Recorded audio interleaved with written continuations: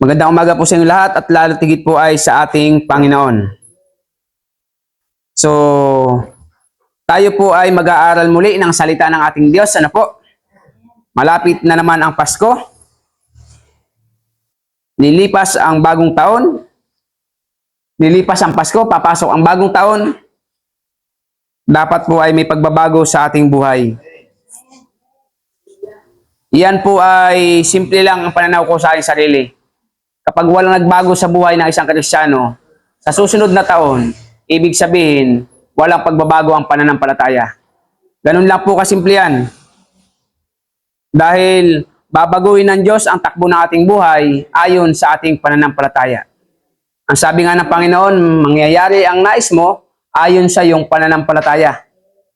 Pero kung pagdating ng susunod na taon ay walang magbabago, malinaw po ang ebidensya, walang nagbago sa ating pananampalataya. Kaya kailangan po natin na palalimin pa ang ating pananampalataya sa ating Panginoon upang sa susunod na taon ay baguhin ng Diyos ang takbo ng ating pamumuhay. Hindi po pwedeng lagi kang panalangin na panalangin. Panginoon, baguhin niyo po ang buhay ko. Panginoon, baguhin niyo po ang buhay ko. Panginoon, alisin niyo po yung ganito sa akin. Panginoon, gusto ko po ng ganito. Yung pananampalataya mo na may kakapiranggot. Ano po? Kahit hindi ka po magsalita, pag iyan ay nakikita ng Diyos, gagawin ng Diyos ang nais niya ayon sa iyong pananampalataya.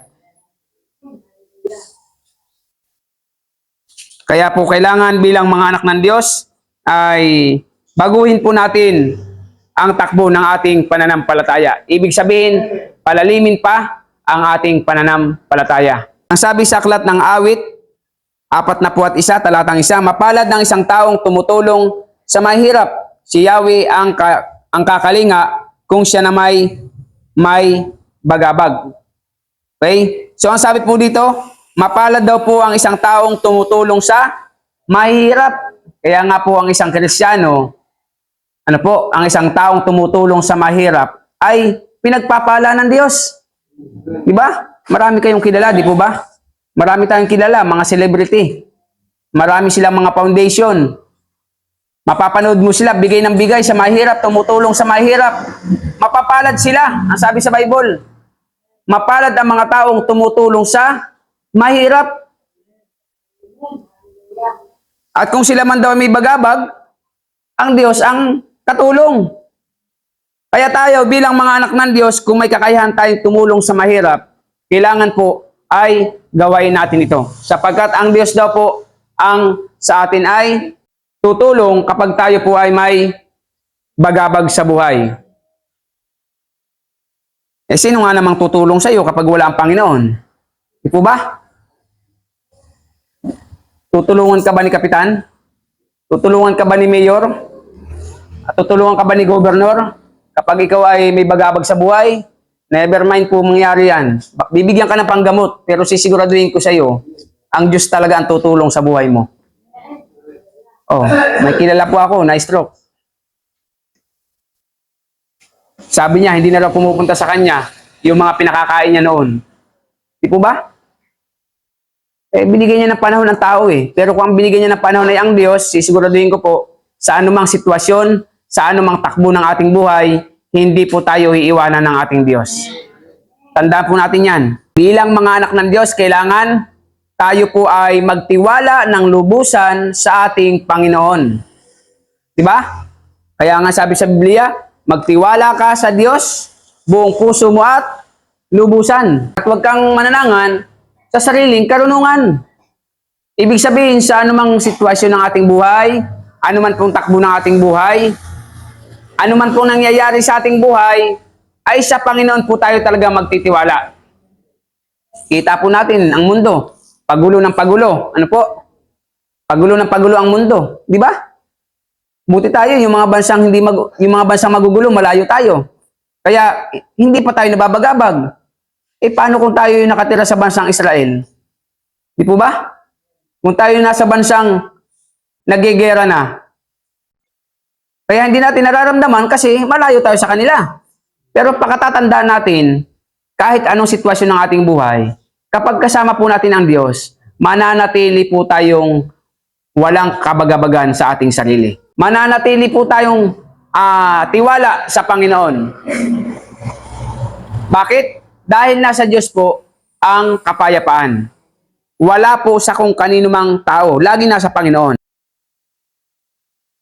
Kaya po pag tayo ay may kakayahan tumulong, tumulong po tayo. Magkakandidato na naman, mag-eleksyon. Ano po? Pag po natin gayahin ng mga kandidato, tumutulong lang kapag malapit ng eleksyon. Ano po? Pagkatapos ng eleksyon, hindi mo nakilala. Hindi ka nakilala. Oo. Hindi ko naman po nila lahat. Pero karamihan. At iyan ay alam nyo. Ano po? Pero kailangan sa Diyos po tayo talaga magtitiwala. Pagandahan ng plataforma, pagandahan ng pakitang tao. Ano po? Pero ang totoo, may kapalit. Anong kapalit? Samantalang ang Diyos, ang hinihingi lang ng Diyos na kapalit, magtiwala lang tayo sa Panginoon. Pag nagtiwala po tayo sa Diyos, pagpapalain tayo ng Diyos. Ay kaya lang, paano naman tayo pagpapalain? Wala tayong tiwala sa Diyos. Di ba? Alam niyo po sa inyong sarili yan, kung sino may tiwala sa Diyos, sa wala. Ako, alam ko sa sarili ko, nagtitiwala po ako sa Panginoon. At uulitin ko sa inyo, mangyayari at magbabago ang iyong buhay ayon po sa inyong pananampalataya. Hindi po pwedeng itulad ng Diyos ang buhay natin sa mga lingkod niya na talagang nagtitiwala sa Kanya. Pag nakikita ng Diyos yung tiwala mo sa Kanya ay talagang malalim, kahit minsan ay mahirap ang buhay at hindi naman minsan ay malimit, talagang nakakaranas po tayo ng hirap. Di po baga? Sa hirap ng buhay dito sa atin, ay nakakaranas po tayo ng hirap. Pag nakikita ng Diyos yung tiwala natin sa Kanya, tandaan natin, pagpasok ng bagong taon, pagdating ulit ng isang taon, malaki ang mababago sa iyong buhay. Tandaan niyo po yan, at iyan po ipatutunayan sa inyo ng ating Panginoon. Sisiguraduhin ko po sa inyo, ang salita ng Diyos ay hindi pwedeng mawalan ng kabuluhan. Kaya dapat po tayo ay magtiwala sa Panginoon. At kung may kakayahan daw tayo tumulong sa mahirap, tumulong po tayo. Di po ba? Kaya lang minsan ang tao may pinipili. Totoo po yan, ang tao may pinipili. Subukan mong pumunta sa bahay mo nakaporma. Di ba? Katiwa-tiwala pagmumukha. Baka mapagtimpla mo pa ng kape. Ay kung ang pumasok sa gusgusin, ano? Papapasukin mo kaya? Nanghihingi lang ng tinapay. Ano po? Hindi pa mapagbigyan. Samantalang yung alam mo naman kayang bumili kahit isang baker yung bilhin pa niya, inuupiran mo ng tinapay. Pero yung alam mong walang kakayang bumili dahil sa kanyang itsura, hindi mo maalok. Di po ba? May pinipili minsan ng tao. At hindi lang minsan, lagi pa. Pero tandaan po natin, ang pagtulong ay huwag mong titignan ang hitsura ng tao. Opo. Huwag mong titignan. Basta kailangan niya ng tulong at alam mong kailangan niya, tulungan mo po yan. Sapagkat ang gusto ng Diyos, tumulong po tayo sa nangangailangan. At kapag ginagawa po natin yan, pagpapalain tayo ng Diyos. Mahirap pong tumulong ay pag may kapalit lang. Kaya mahirap pong pumasok sa politika. Opo. Lalaban sana ako presidente at magpe-presidential election na Kaya masama ang loob ni Jovin pag nalalaman na. Paano ako mananalo? Yung ultimo kayo mismo, galit. Di wag na lang. Ano po? Oh, manahimik na lang dito. Di ba? Oh. Kapag tutulong tayo, wala tayong pipiliin. Basta alam mong kailangan, bigyan mo. At bilang mga anak ng Diyos, obligasyon po natin na tumulong sa kapwa kapag nangangailangan. Di ba? Kaya nga mapalad po ang mga taong tumutulong sa mahirap. Ano po? At kung sila man daw ay may bagabag, ang Diyos po ang kanilang kasama. Ang Diyos ang nagbibigay sa atin ng kapayapaan. Ang kasunod, si Yahweh rin ang tumutulong kung siya ay magkakasakit. Ang nanghihina niyang lakas ay ganap na ibabalik. kapag ang isang tao daw po ay tumutulong sa mahirap, kapag ang isang tao ay nagtitiwala sa Diyos, kapag ang isang tao ay naglilingkod sa Panginoon, pakatatandaan po natin, ang sabi po dito, buhay daw po niya ay iingatan ng Diyos.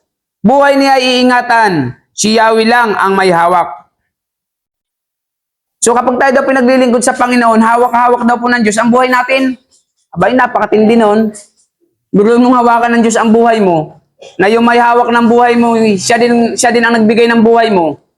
Na yung may hawak ng buhay mo, siyang may kakayahang kumuha ng buhay ng kahit sinong tao. Pag yan ang umahawak ng buhay mo, mamalasin ang magtatangka sa buhay mo. Bakit? Ang Diyos yan eh. Siya nagbigay ng buhay mo. Tapos sa hawakan ng Diyos ang buhay mo, walang pwedeng kumuha niyan.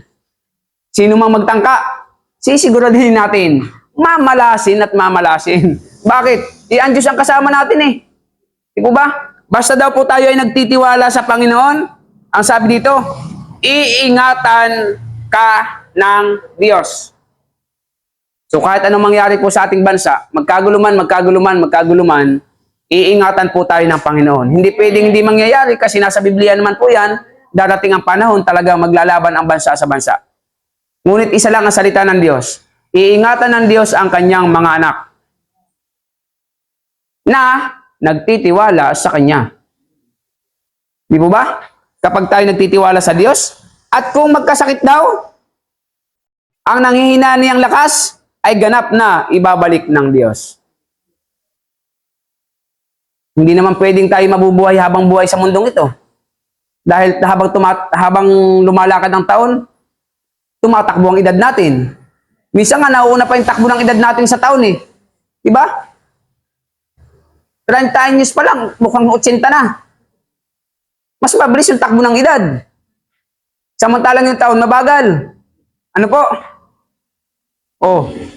Pero sabi ng Diyos, kapag daw po nawawala ang ating lakas, ay ibabalik ng ating Panginoon. Hindi pwedeng hindi tayo aalis sa mundong ito at dahil tatanda tayo, walang hindi. Pag lumipas ang iyong tanda, ang iyong lakas, ang sabi ng Panginoon, ibabalik ang iyong lakas. Ibig sabihin po doon, talagang may naghihintay sa atin na bagong buhay. Ano po? Na kung tayo man ay umalis sa mundong ito, pag inabot mo 100 taon, 120, matindi na yun. Opo. Babalik sa'yo ng Diyos yung iyong dating lakas sa bagong buhay na inihanda sa atin ng Panginoon. Opo. Ang mahalaga lang ay kung paano tayo magpapatuloy. Diba? Kung paano magpapatuloy. Mukhang malilit na problema lang eh. Parang ayaw na magsimba eh. Diba? Paano pa yan? Maliit pa lang yan. Ay paano kung palakihin pa? Paano kung matulad kay Job? Sa bagay, kailanman hindi pwede tayong ihalin tulad kay Job. Walang sino mang may tutulad sa inyo, sa atin, sa pagsubok kay Job. Bakit? Wala namang mayaman sa inyo eh. Sino ba sa inyo kasing yaman ni Job?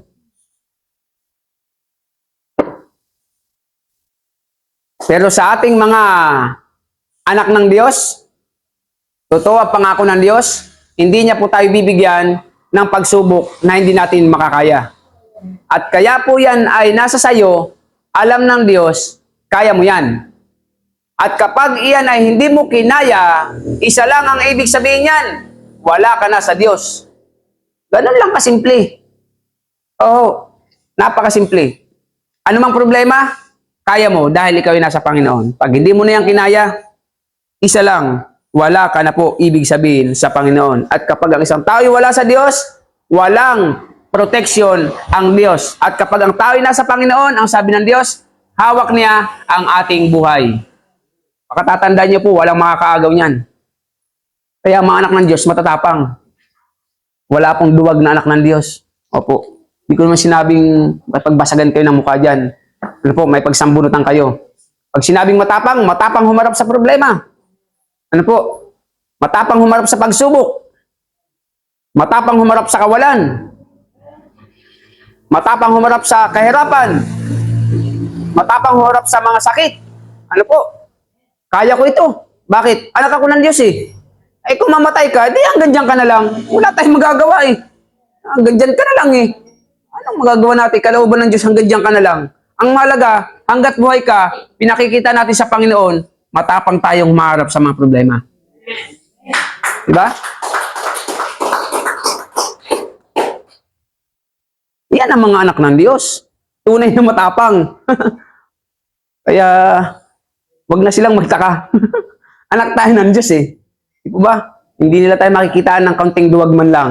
Ay sisiguraduhin ko, mamalasin talaga kapag ka anak ng Diyos ang pinagtangkaan nila ng kuna ng buhay. Makatatandaan po natin. Kaya wag po kayo matatakot sa mga taong masasama.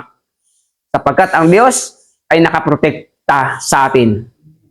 Ang Diyos ang ating protektor. Ano po? Kaya magkahirap-hirap man ang buhay, kakain at kakain ka, pati ang iyong pamilya. Ano po? Ano man ang mangyari sa paligid mo, ikaw ay magiging kampante dahil alam mong kasama mo po ang ating Diyos. Tandaan niyo po ha, kapag nanghihina ka daw, ang Diyos ang magpapalakas sa bawat isa sa atin. Kaya po bilang mga anak ng Diyos, kailangan po nating magtiwala ng lubusan sa ating Panginoon. Wag na wag po tayong mag-aalinlangan. Ano po? Sa Diyos tayo magtitiwala. Wala kung kanino man. Sisiguraduhin ko sa inyo mga magulang ko at mga kapatid. Kapag ang tiwala mo ay wala sa Diyos, uulitin ko po sa inyo ha. Kapag ang tiwala ninyo ay wala sa Diyos at na kung kani-kanino, ito sasabihin ko sa inyo ng diretsuhan, nasa kung kani-kaninong tao, itaga nyo sa bato. Pagdating ng 2025, nilipas yan, walang magbabago sa iyong buhay. Pakatatandaan niyo po yan, hindi ako pwede magkamali dyan dahil yan ay salita ng Diyos. Pero kapag ang tiwala mo ay nasa Panginoon, sisiguraduhin ko po sa inyo, babaguhin ng Diyos ang takbo ng iyong pamumuhay. Ang Diyos po ay marunong, ang Diyos po ay matalino, ang Diyos po ay patas, hindi po siya bias. Pag sinabing bias, may katungkulan, may kinikilingan. Ang Diyos wala, ang mali ay mali at ang tama ay tama. Pag nakita niya ang pananampalataya mo, 100% sa Kanya, 100% tutulungan ka ng Diyos. Pero pag hindi, sisiguraduhin ko sa inyo, mananatili kayo sa lugar na, sa buhay na ganito. Tinuturuan ko po kayo ng katotohanan sa salita ng Diyos. Ano po? Dahil ako, nakasisiguro ako sa biyaya ng Diyos, buhay ang pangako ng Diyos. Ayaw ko pong tayo magkakaiwan-iwanan. Ano po? Ayaw kong nasa tuktok tayo ng tagumpay, eh yung iba'y naiiwanan. Pero sisiguraduhin ko sa inyo, isa lang, kapag ikaw ay nagtiwala sa Diyos, sama-sama tayong pagpapalain ng Diyos. Huwag po kayong papayag na kayo'y mananatili sa buhay na mahirap talaga. Kilala ko kayo. Kilala ko kayong lahat. At kilala niyo din po ako. Isa lang ang sasabihin ko sa inyo, sama-sama tayong magtiwala sa Panginoon. Oh. Dahil isa lang ang ating pinanggalingan. Galing tayo sa gitna ng bundok ng Sierra Madre. Lahat ng trabaho ay dinaanan ko dyan. Paghakot ng kahoy, paghakot ng uling, pamamako, pambibitag ng kung ano-ano. Lahat na lang. Kaya wala po tayong ikakatwirang kasi ganto ganyan siya eh. Kasi ganto ganyan ka pastor ay, kaya kaganyan na. Hindi. Isa lang ang sikreto. Nagtiwala talaga ako sa Panginoon. No. O ba? Na kung gagawin po ninyo yan ng bawat isa po sa atin, pagpapalain ka ng Diyos. Makin mo, meron na akong siguradong pera buwan-buwan. Oh. Na kahit hindi ako magtrabaho, susulot ko lang itim ko, may pera na ako. Kaya nga lang, hindi sasapat sa pamilya. O kaya kailangan magtrabaho. At magtiwala sa Panginoon na ikaw ay pagpapalain ng Diyos. Ano po? Kaya ako hindi ako papayag na papasok ang bagong taon at lilipas ang 2025. Hindi ako papayag na hindi tayo pagpapalain ng gusto ng ating Panginoon.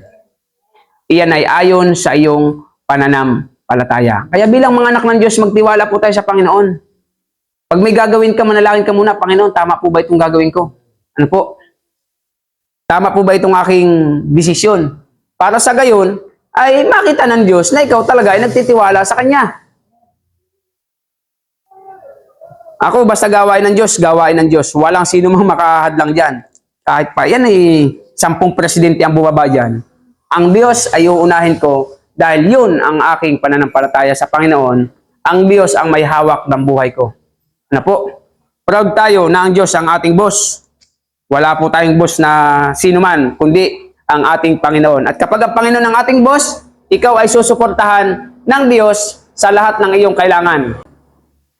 Kaya nawa, pagpasok po ng bagong taon, ilang araw na lang yan ay yung pananampalataya po natin sa Diyos, ibigay po natin 100%. Opo, na kahit po tayo talaga ay namumroblema. Di ba? Talaga naman namumroblema. Sinong disenyo naman problema sa pera? Oh, di ba? Pare-pares tayo may problema sa kwartay. Oh, mukhang iyan, 7 anak ko. Nagsabay-sabay. Aba, Christmas party. Pasukan. Hindi pwedeng lumang isa. Lahat ay bago. Di po ba? Isang buwan ako walang trabaho. Di ko alam kung bakit. Pero, nagbigay ang Diyos. O, kailangan na ulit magtrabaho. Action with living faith. Ano? Prayer with action. Kapag tayo nananalangin, samahan natin ng gawa. At sisiguraduhin ko naman sa inyo mga kapatid, ikaw ay pagpapalain ng ating Diyos. Opo. Ano man yung diskarte mo, ano man yung alam mo, ano man yung kakayahan mong kumita, gawin mo yan na may panalangin. Sisiguraduhin ko sa iyo kapatid, pag-uusad ng bagong taon. Pero kung bagong taon ay nakasakla ka palagi, litra ng B, yan.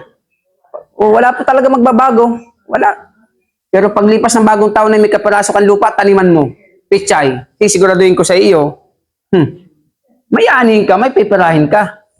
Ganyan ang mga anak ng Diyos nagiging masipag. Tamo yung lupa ko doon, pinuno ko ng nyug. Sisiguraduhin ko naman sa inyo, pag lumipas ang 10 taon ay may kukupirahin din ako.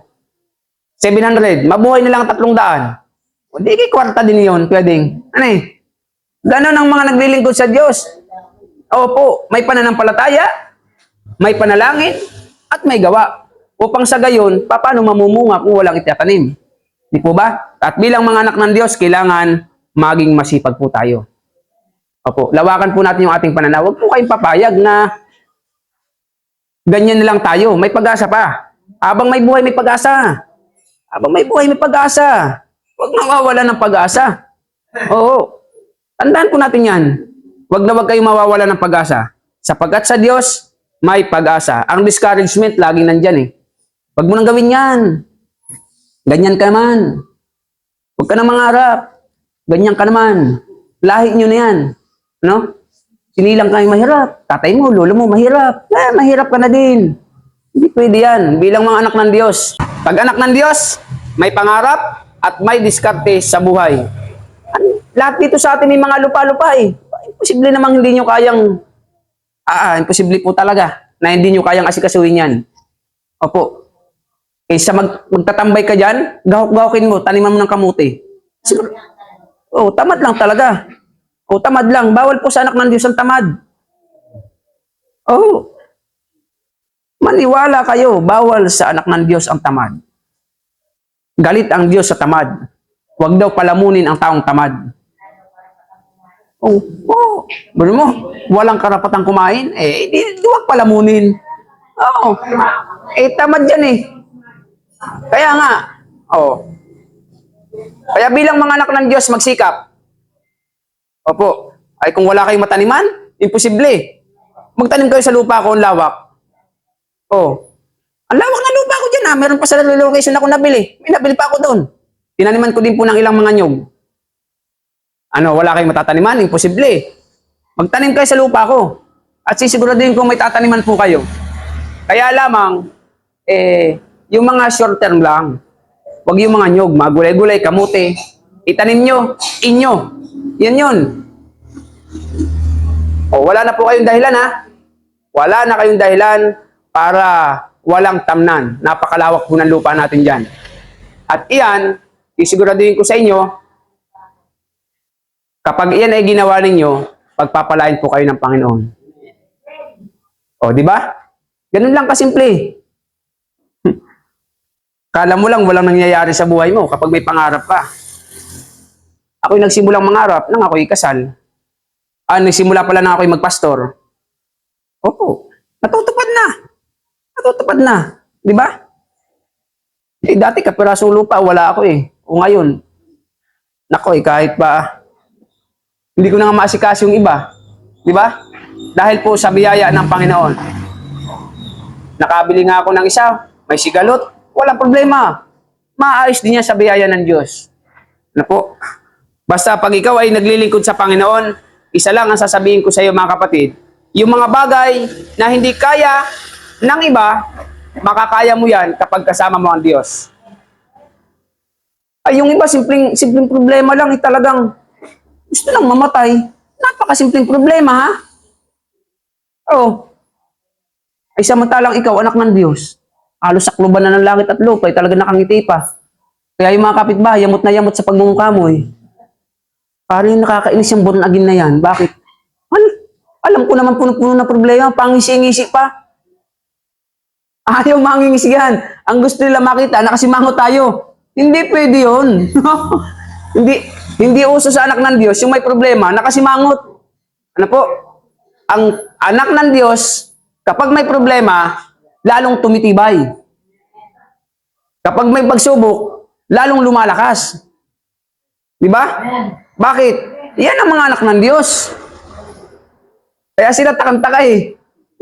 Dami ng problema niyan, ng taong yan, pero ayaw nakita nakangiti ka.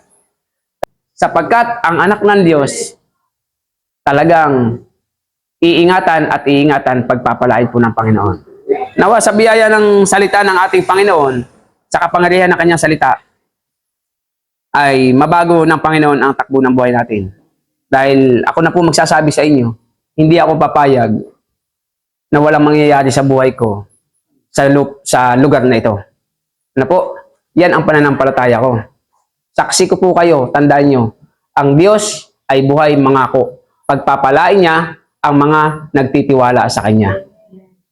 O, pagpalagay na natin wala tayo ngayon. Pero sisiguraduhin ko po sa inyo, pagpasok ng bagong taon, tandaan nyo po yan, magtiwala ka sa Diyos, pagpapalain ka po ng ating Panginoon. Tayo tumayo, tayo manalangin. Salamat po muli o Diyos ng marami sa inyong mga biyaya at pag-iingat po sa bawat isa sa amin. Purihin po nawa o Diyos ang inyong dakilang pangalan, kayo po nawa mataas sa aming buhay, patawarin niyo kami sa aming mga kasalanan, at kung kami man nagkukulang ng pananampalataya sa inyo, patawarin niyo po kami, at naway magtiwala kami sa inyo ng buong buhay namin. Kung paano kami ningatan sa isang linggo, lalo tigit sa isang linggong aming harapin. At ang kahirapan, sakit karamdaman, Panginoon, kahinaan ng pananampalataya ay iniiwan po namin sa taong 2024, pagpasok ng 2025, pagpapalang financial, material, physical, lalo tigit o Diyos, spiritual, ang ipagkalob niyo po sa bawat sa amin. Ilayo niyo po kami sa anumang sakit at karamdaman, kapahamakan, kamatayan, gawa ng kaaway, at ipabot niyo po nawa sa amin ang pinakamahabang buhay sa katawang lupang ito. Salamat po ng marami sa pangalan ni Jesus. Amen.